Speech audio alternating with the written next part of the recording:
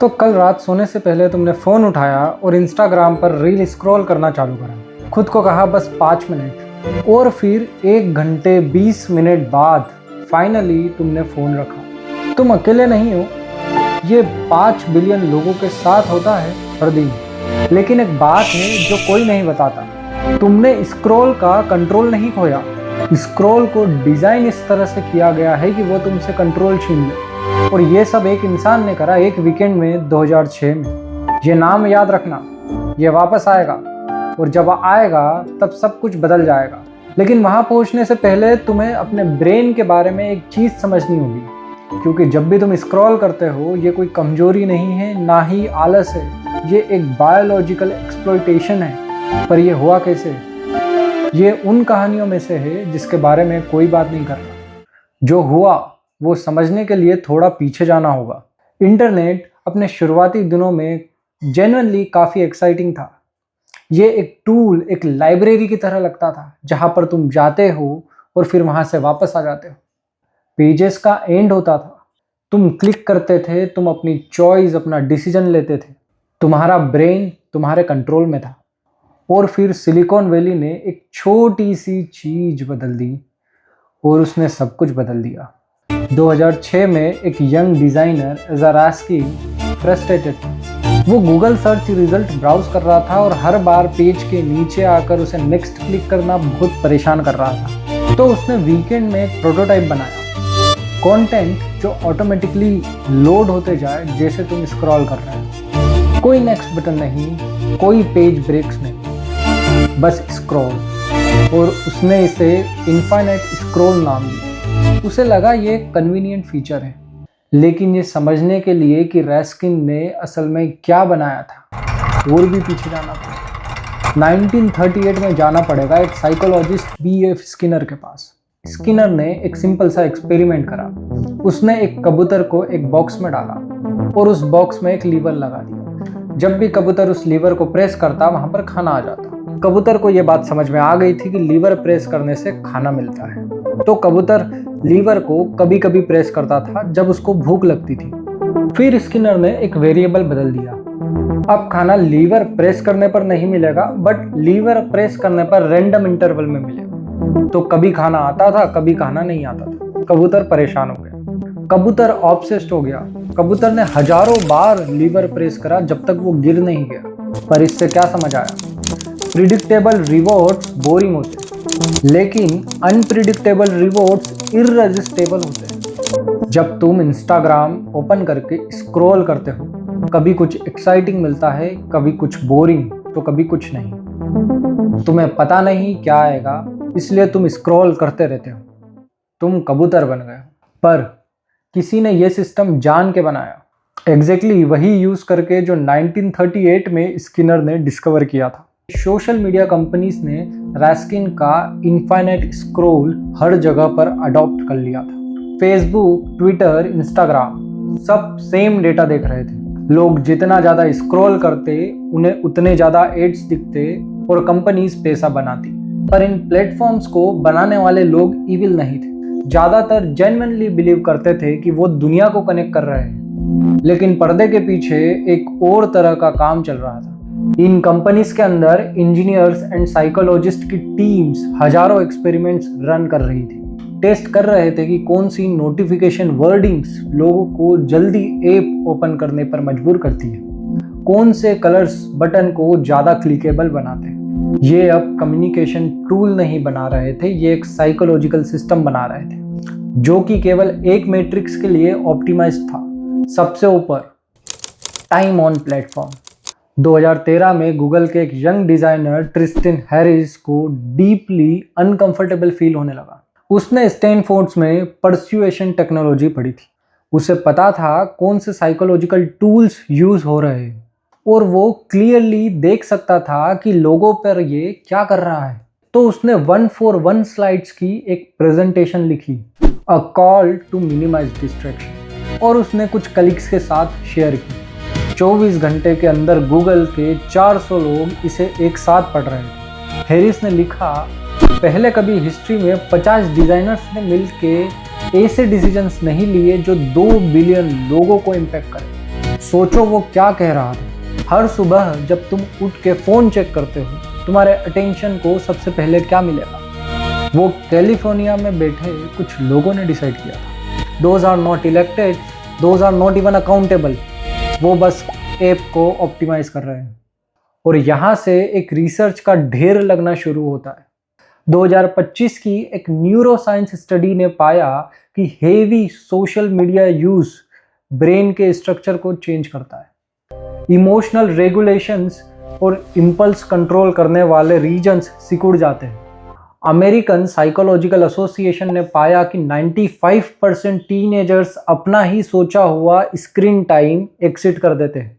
हर 4 में से एक टीनेजर कहता है कि वो एक तरह के एडिक्शन से डील कर रहा है। टीनेजर्स हर हफ्ते एक 40 घंटे की फुल टाइम जॉब के बराबर अपने डिवाइस पर बैठे हैं, हर हफ्ते। और अडल्ट्स की बात करें तो वो अक्सर दिन में 60 और 60 से ज़्यादा बार अपना फ़ोन चेक करते हैं। लेकिन इन सब रिसर्च का एक और एंगल भी है। इन प्लेटफॉर्म्स को बनाने वालों के लिए ये कोई सरप्राइज नहीं था। 2016 में सीन पार्कर, फेसबुक के फाउंडिंग प्रेसिडेंट, ने पब्लिकली ऑन रिकॉर्ड कहा है, How do we consume as much of your time and conscious attention as possible? हम तुम्हारा कितना टाइम और कॉन्शियस अटेंशन कंज्यूम कर सकते हैं। And that means that we need to sort of give you a little dopamine hit every once in a while. हम तुम्हें थोड़ी थोड़ी देर पर एक डोपामाइन हिट देते हैं। It's a social validation feedback loop that it's like it's exactly the kind of thing that a hacker like myself would come up with, because you're exploiting a vulnerability in human psychology. ये social validation feedback एक loop है। ये वही चीज़ है जो मेरे जैसे hackers build करना चाहते हैं, क्योंकि तुम ह्यूमन साइकोलॉजिस्ट की वल्नरेबिलिटी को एक्सप्लॉइट कर रहे हो। उसने एक्सप्लॉइट वर्ड यूज़ करा। यहाँ किसी रिसर्चर का कोई एलिगेशन नहीं है, कोई कॉन्स्पिरेसी नहीं है। एक फाउंडर कन्फेस कर रहा है, वो भी उसकी मर्जी से। फेसबुक ने इंटरनली मैसिव स्केल कॉन्टेजियन एक्सपेरिमेंट्स चलाए हैं।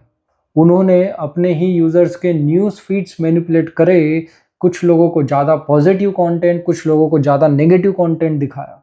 ये स्टडी करने के लिए कि क्या वो रियल इमोशंस चेंज कर सकते हैं। उनका कंक्लूजन था, हम रियल वर्ल्ड इमोशंस और बिहेवियर को अफेक्ट कर सकते हैं बिना यूज़र को पता चले। तुम्हें पता चले बिना, तुम्हारी परमिशन के बिना। लाखों लोग और किसी को कभी पता नहीं चला। अब हम वापस आते हैं अज़रास्किन पे, वो इंसान जिसने वो फीचर बनाया जो इन सभी के सेंटर में।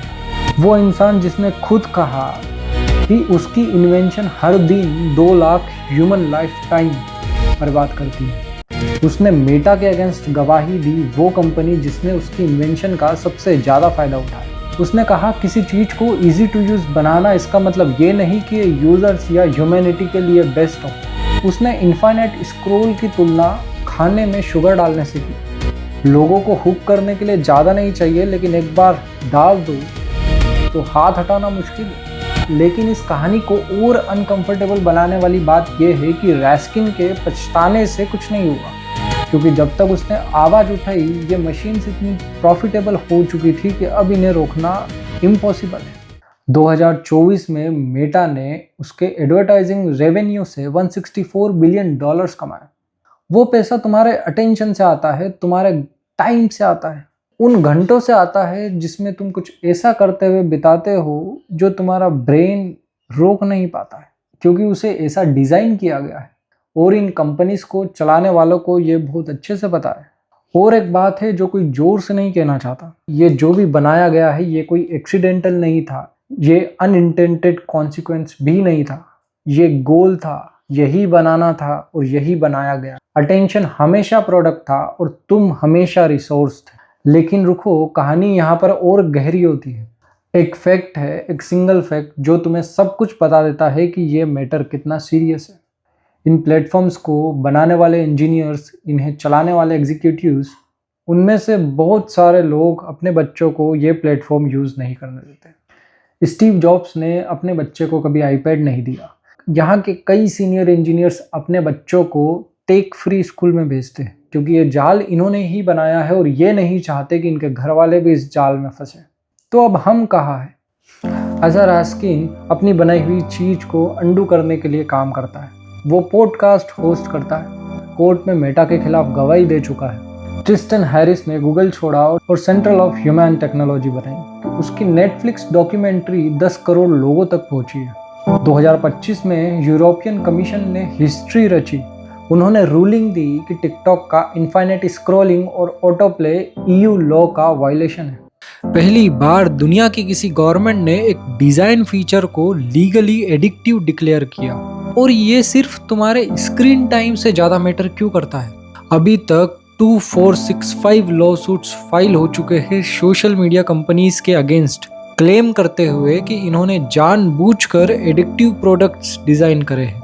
लीगल एनालिस्ट इसे 1990s के टबैको रेकनिंग से कंपेयर करते हैं, जब सिगरेट कंपनीज को मानना पड़ा कि उन्होंने जान के प्रोडक्ट को ज़्यादा एडिक्टिव बनाया है। उसे 40 साल लगे, पर ये ज़्यादा तेज चल रहा है, क्योंकि सिगरेट से अलग ये हर एज को, हर देश को, हर इंसान को अफेक्ट करता है।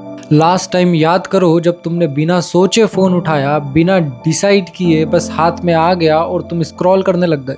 वो मोमेंट एक अनकॉन्शियसनेस गेस्चर है जो किसी ऐसे कॉरपोरेशन के लिए $1 बिलियन की वैल्यू रखता है जिसे तुम कभी मिले ही नहीं। तुम्हारा डिस्ट्रैक्शन एक प्रोडक्ट है, तुम्हारा बोर्डम एक रिसोर्स है, तुम्हारा फ्री टाइम एक अपॉर्चुनिटी है जिसे ये लोग मोनेटाइज कर रहे हैं। पर इसका मतलब ये नहीं कि तुम कमजोर हो या तुम फेल हो गए हो। तुम्हारे सामने 1000 इंजीनियर्स थे, AI सिस्टम थे, 80 साल का बिहेवियर साइंस था। सब चीजें केवल एक पर पिन पॉइंटेड कि तुम्हारा अंगूठा हमेशा चलते रहना चाहिए। और इस वीडियो में मैंने जो भी बताया, ये जानना तुमसे ये डिमांड नहीं करता कि सारी एप्लीकेशंस डिलीट करके कई पहाड़ों में चले जाओ। इससे कुछ छोटा चाहिए और ऑनेस्टली मुश्किल भी। नोटिस करना चाहिए, नोटिस करना कि कब स्क्रॉलिंग एक चॉइस है और कब स्क्रॉलिंग एक रिफ्लेक्स है। नोटिस करना कि फोन रखने के बाद एक्चुअली में क्या फील होता है। क्योंकि जो लोग इस सिस्टम को डिज़ाइन करते हैं, जिन लोगों ने अपने बच्चों को इससे दूर रखा है, उन्हें यह बात बहुत अच्छे से पता है, जो कि तुम्हें नहीं पता होनी चाहिए, पर अब तुम्हें भी पता है। और अगर तुम्हें लगता है कि ये और लोगों को भी पता होनी चाहिए, तो इस वीडियो को ज़्यादा से ज़्यादा शेयर करिएगा। अगर आपको ये वीडियो अच्छा लगा हो तो इसे लाइक करिएगा, शेयर करिएगा, सब्सक्राइब करिएगा। मिलते हैं ऐसे ही किसी अगले वीडियो में, तब तक के लिए जय हिंद।